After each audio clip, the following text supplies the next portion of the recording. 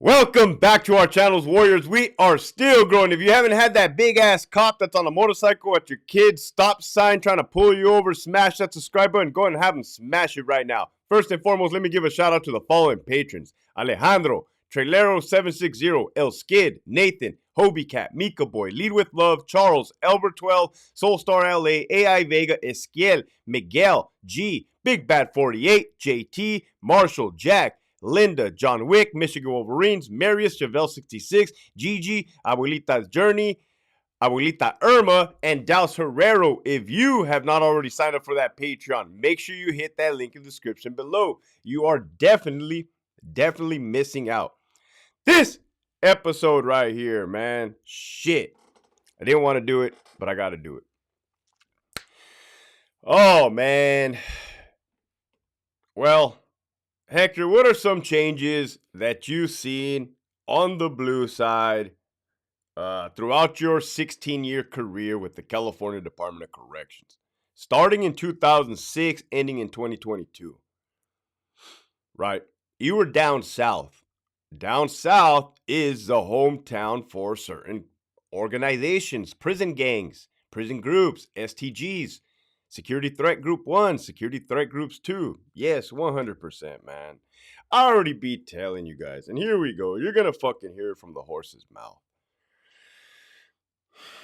Long time ago, the most influential inmates and leaders of their organizations were housed away in security housing units. The SHUs up in Pelican Bay State Prison, Corcoran SHU State Prison. Corcoran Prison SHU. 23-hour lockdown, right? For 10, 20, 30 years, man. One guy corrected me. I said 20 years, he said 30. Oh, Spencer, right? That guy was a extreme somebody. A somebody. When I first came in 2006, now this is just going to be informational piece, man.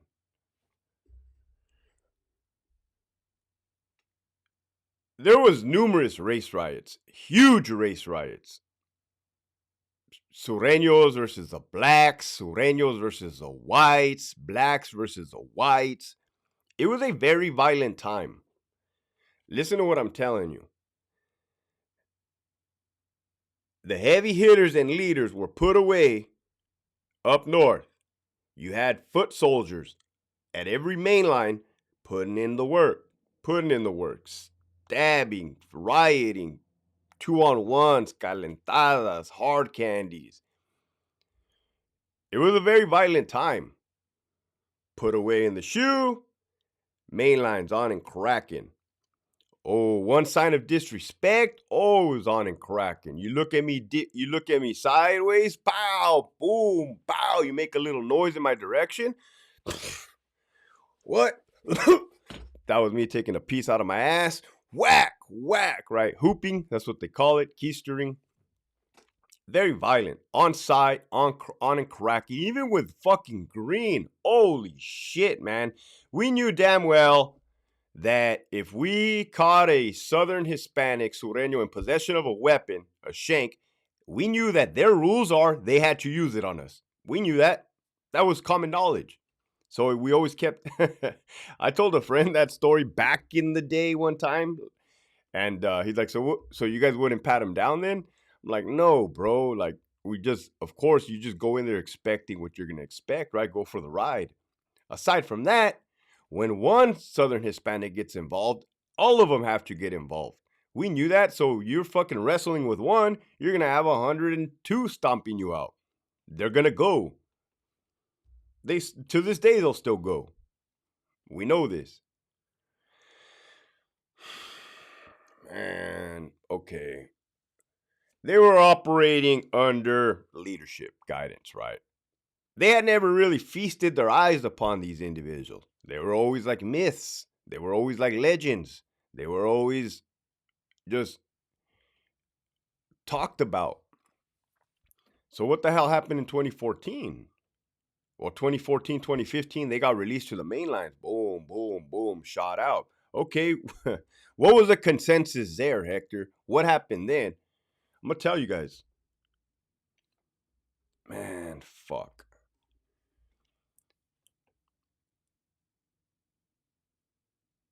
A lot of these soldiers, in their head, they had pictured these guys to be 6'5" giants.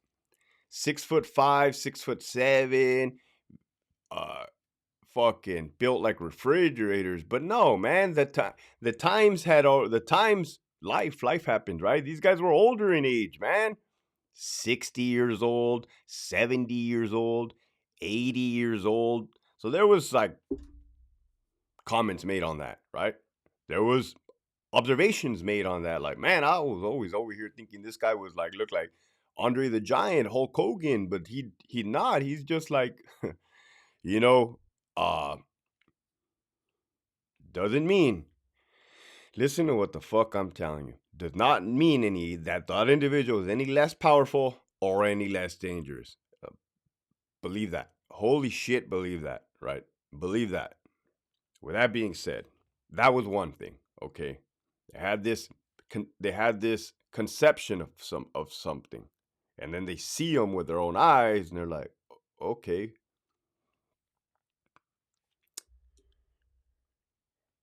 Back in the day, 1950, 1960, 1970, they'd be like, hey, I'm gonna borrow one cigarette. No, you're not. Start off a whole fucking war, right? It was about respect. It was about power. It was about dominance. It was about violence. That controlled, right? The inside controls the outside. Came out in the movie once.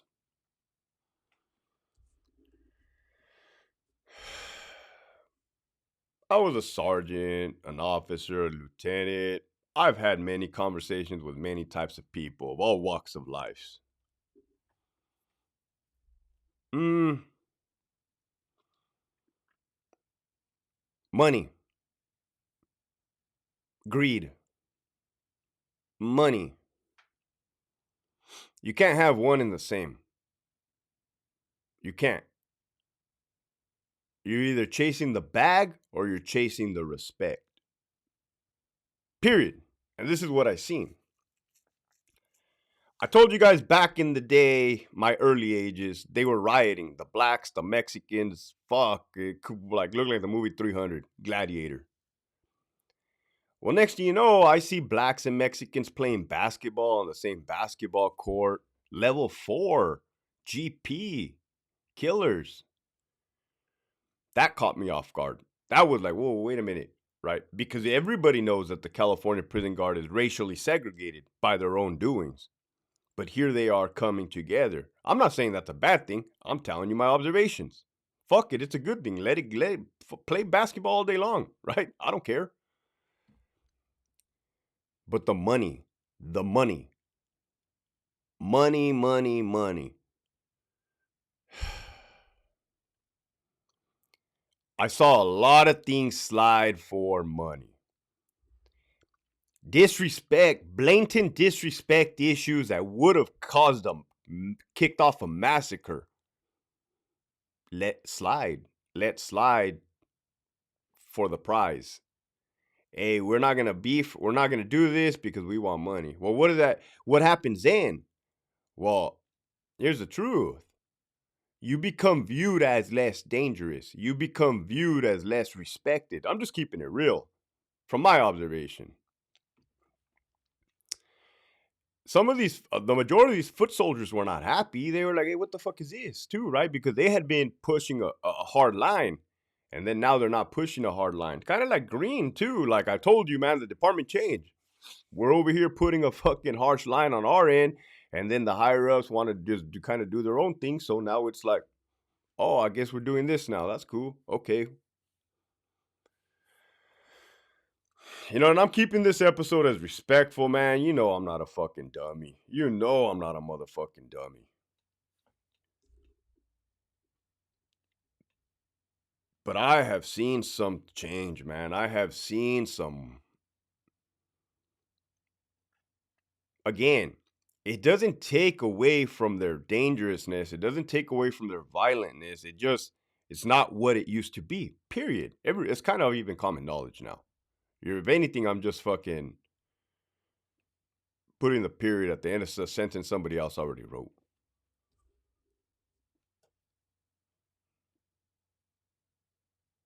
Different generations. Talked about yesterday the different generations of COs. The ones that started in the 1993s, the 06s, and the 2016-ish. What about the generations on blue side? Oh, yeah, man. We all know who started what in the 50s. The shoe war at DVI, the North, the South. That's common knowledge. I've talked to inactive influential leaders. I've talked to active influential leaders. And the consensus is always going to be the same. Times have changed. Times have fucking changed, right? So what do you see now, Hector?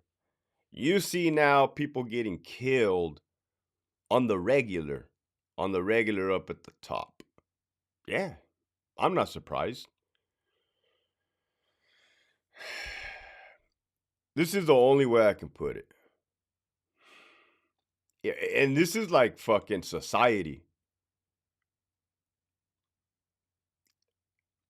Let's say, I grew up back home on 16th Street, Brawley, right? We had 16th Street, 17th Street, 18th Street, and then you had, I think it was Eastern, and then 14th Street. Well, we had friends on 16th Street, right? Like, you have a group of friends. Pay attention to what I'm saying. You can have the best group of friends, right? Your core group of like 6. One of those can take an influential role in the group. Like, everybody's always listening to that person, right? And in anywhere, somebody is just going to get the bright idea, like, man, I'm going to make my own crew. I'm going to go do this. I'm going to go start hanging out with these people on 17th Street, right? It causes that friction. It causes that I don't think something can always ever last, if you know what I mean. Even the United States as a country, watch what's happening to it. It was great at one point, right? But sometimes some things, just force of nature, just changes people to cannot just sit still, and they got to go and do their own thing, right? That's what you're seeing right now. You're seeing a change. You're seeing, what do you want me to say? Out with the old, in with the new? You could say that. You're saying, I want to do my own thing? You could say that. You could say, I want a lot of money. You could say that. That's what you're seeing.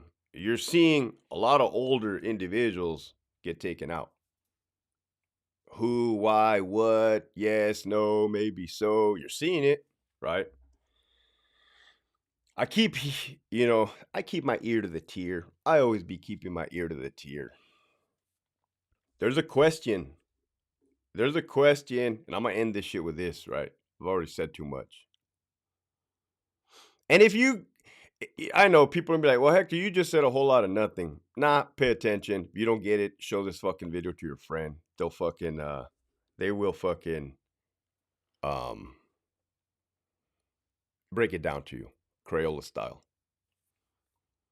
I've been hearing on numerous YouTube channels and whatnot, this is a hot topic right now. But I see this is a hot topic right now, and there's some ones that are putting out some good fucking information, right? I'm not gonna go as far as that. I won't. It's not in my place to do that. But hey, that information's on fucking point. The question that keeps popping up, and they don't understand it, but I see it clear as day, is hey, if you have an influential leader up at the top of their organization, and they are deemed no good by the cause, then why the hell can't one of our foot soldiers take them out? Send them to Brazil, as they say. But you're missing the whole fucking point. You're missing the whole point. That's a hard rule. That's a hard line in the fucking sand. That is a 10 commandment. Only a brother can take out another brother. Why would that rule be there? Because the second you let a foot soldier touch a brother, guess what that means? You've opened the fucking floodgates. You've now have deemed it acceptable that is okay. That can never be okay. Think about it. That will never be okay.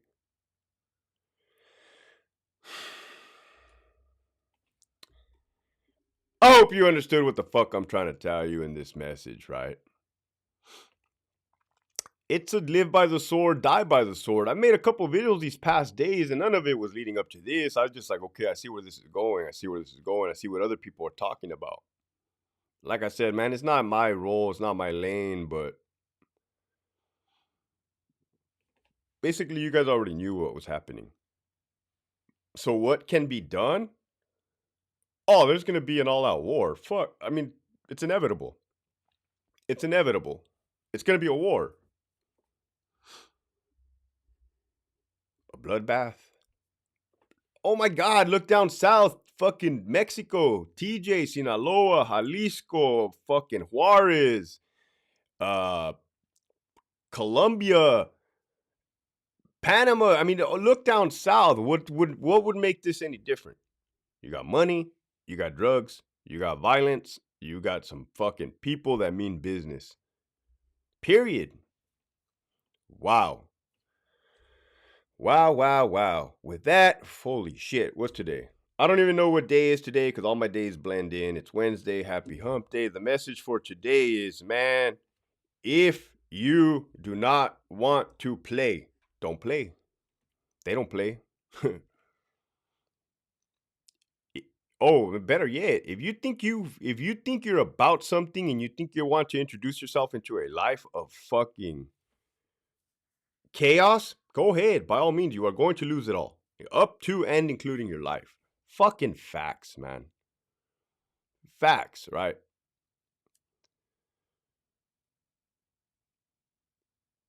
So I'm not exempt, man. I'm not exempt. I joined the military at a young age, 17. They'd be telling me that Saddam had weapons of mass destruction. Saddam Hussein, he didn't have no weapons of mass destruction.